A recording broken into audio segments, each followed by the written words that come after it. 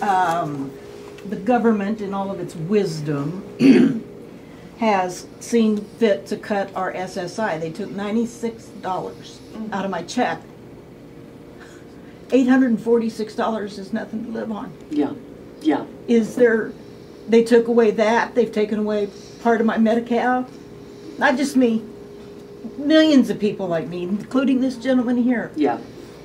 You don't, on the other hand, taxpayers pay over $11,000 per legislator for their health care. They don't even pay a premium.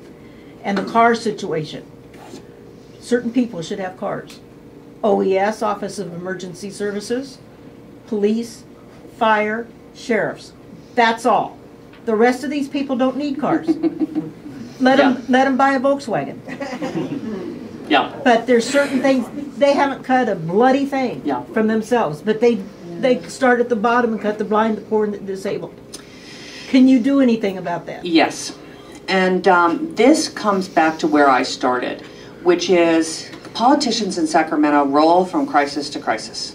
If you are facing a $6 billion budget deficit with 3 months left in the year, you end up having to do things that don't make any sense because you haven't laid the pipe to invest in technology, to restructure the government. You know, you can invest in technology which will save you billions 2 or 3 years from now. But anyone who knows technology, you can't put in a new technology system in January and get results in February. So here's why cutting government spending to make it more efficient is absolutely the right thing to do, because there are plenty of investment needs in California. We need to support the people who really need it. We need to invest in infrastructure. We need to be able to afford the interest on the water bond. But if we don't run this government far more efficiently and effectively, we're not going to be able to make any of those expenditures. And let me just go through in a little bit of detail so you get a sense of what I now understand. So, for example, the number of people who work for the state. Today, the revenues of the state of California are about $85 billion in the general fund, down from $100 billion several years ago because of the recession. So I asked the question that every one of you would ask, which was, when was the last time we had revenues of $85 billion? It turns out it was 2004, 2005. And then I said, and how many people worked for the state in 2004, 2005? 40,000 fewer. Today we have 357,000 people who work for the state.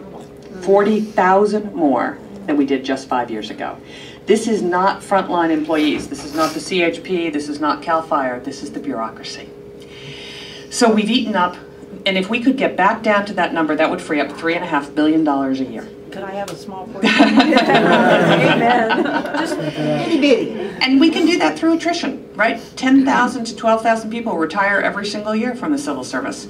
Let's not hire anyone new. And I have run very large organizations, and I can tell you sometimes it's easier with fewer people. Less people to say no, less people in the bureaucracy, less people to gum it up. So that's the first thing. Secondarily, we have to do a better job, as I said, with technology. There are many fine programs in California, but because most of our health and welfare benefits are not automated, we can't find the people who are abusing the system. For example, Medicare and Medi-Cal, the administration of those two programs alone, some people say between $4.8 and $5.2 billion worth of fraud in the system. My husband's a doctor. He'll tell you he sees it every single day. So, but we can't find that fraud because it's not automated. If we could do that, we'd save $2.5 billion a year. $2.5 billion would go to the federal government, but I'd take $2.5 billion so we could create the capacity to invest in things we want to invest in. We've got to reform the pension system. Many of you know we have a $60 billion unfunded pension liability. This is the freight train coming down the tracks at Californians. We have to change the pension system. So those are the things I would highlight. And if we don't create some capacity to invest, we can't help the people who need it the most. We can invest in things that will make a difference for future generations of California. And all I can tell you, I have run large organizations. I have balanced budgets for a living. I deeply understand how to use technology to do more with less.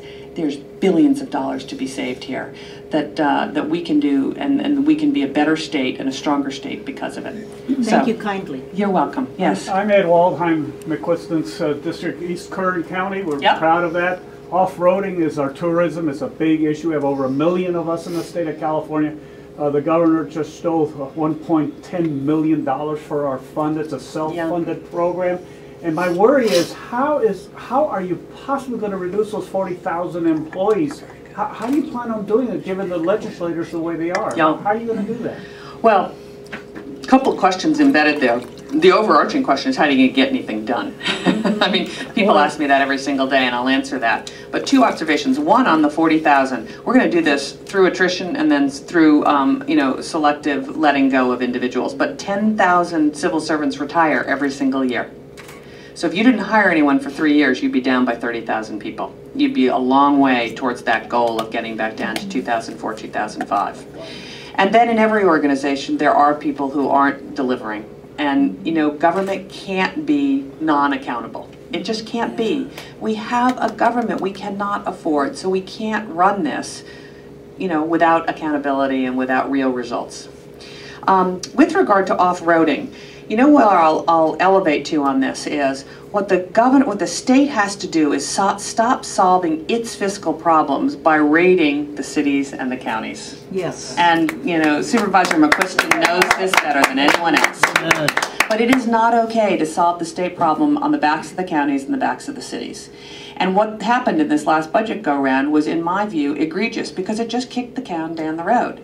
It's one of the reasons that, while I think we should try to get the money we are owed by the federal government, I don't really want to solve our budget deficit on the backs of the federal government, because once again, it will keep us from getting our own fiscal house in order. If we can get some of the billions owed by the federal government, let's put it in a rainy day fund as opposed to spend it.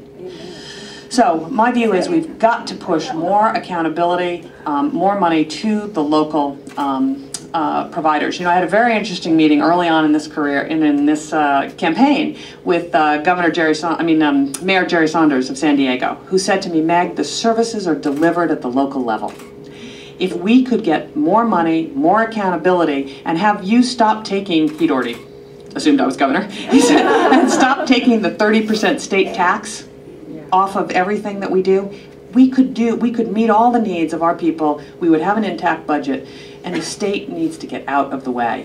And I deeply understand this. If California was a country, we'd be the 8th largest country in the world. You cannot run the 8th largest country in the world from a centralized control out of Sacramento. The very best thing is to, what in business we would call decentralize. Push money, accountability, authority down to the local level. And I don't have a pride of authorship in building Sacramento. I actually want to empty buildings in Sacramento so that you all have it at the local level, the money that you need to deliver the services. And I would guess I would put off-road into that, So, way in the back.